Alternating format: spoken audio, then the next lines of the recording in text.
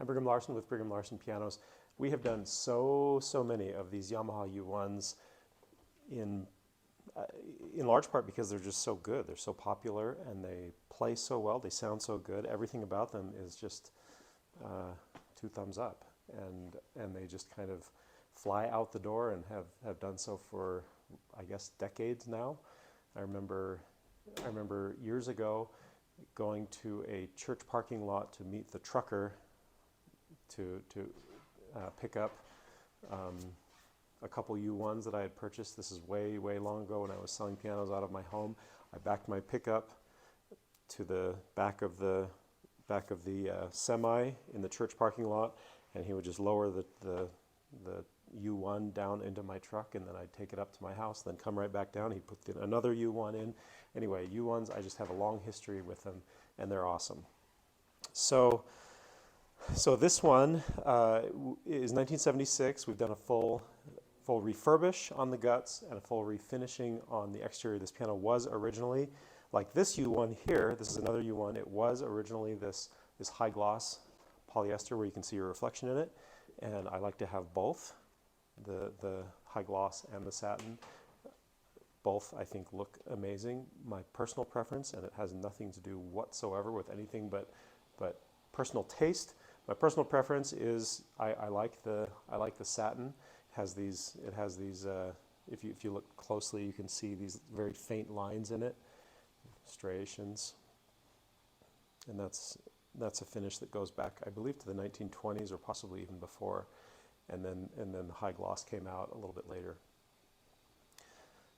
So yeah, cosmetically, this piano should be in perfect condition. I mean, conservatively, A+, very possibly. I don't see any blemishes on it, although I'm sure there is at least one. It's beautiful. Okay, yeah, check out the pedals. We polished all of those up, the pedals and the hinges and those kinds of things. Everything just looks perfect. And then on the inside, this is actually where the majority of the work is on the inside.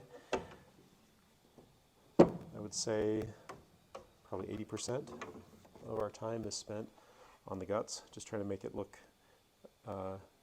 nice and clean, and get the hammers all reshaped, lots of repinning, alignment, lubrication of the action, tightening everything up, full regulation.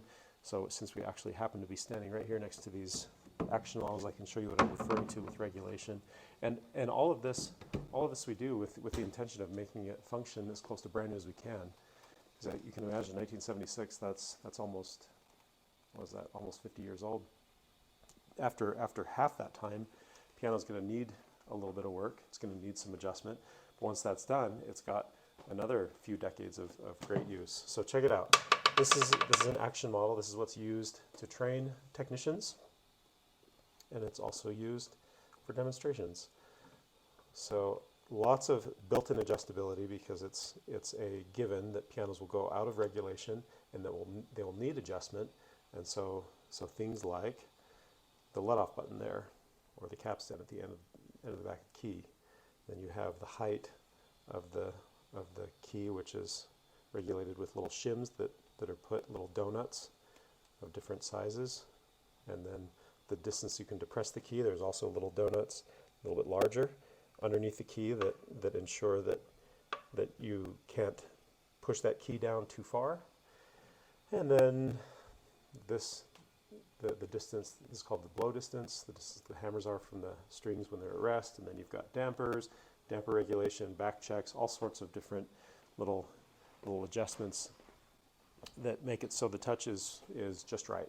There's a very specific, I guess, regulation. That's how all of the parts function in relationship to each other, so that the pianist can have maximum power and repetition, power dynamics. So you can play maximally quiet, maximally pianissimo, and maximally loud, maximally fortissimo, and every nuance in between.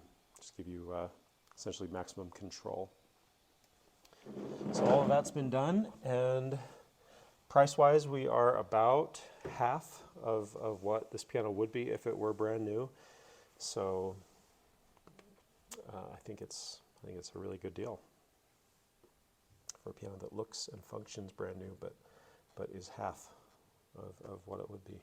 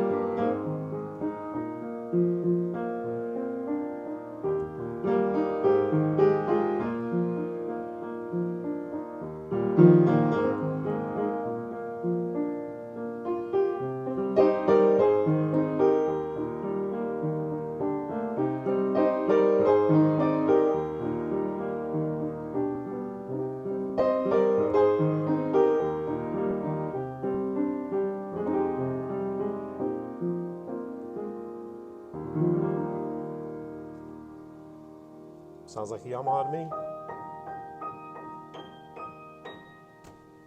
It plays nicely, plays easily, and has a fairly light touch.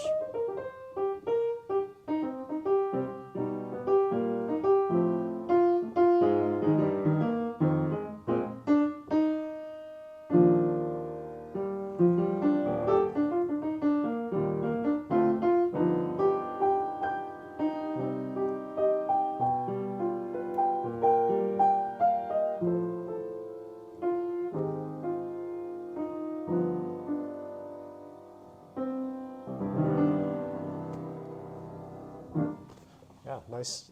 Oh, one more thing that I'll show you is this middle pedal. You can engage that.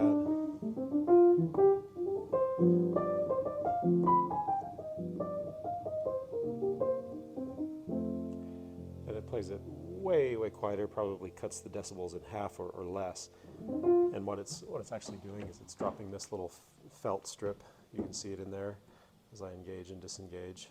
So the hammers hit the strings through the felt, which quiets it down quite a bit. So you can engage that like if you have a baby sleeping or something. So yeah, great piano. Huge history with the U1, and I recommend them highly. Come check it out here. The address is 1497 South State Street in Orem. Thanks for watching.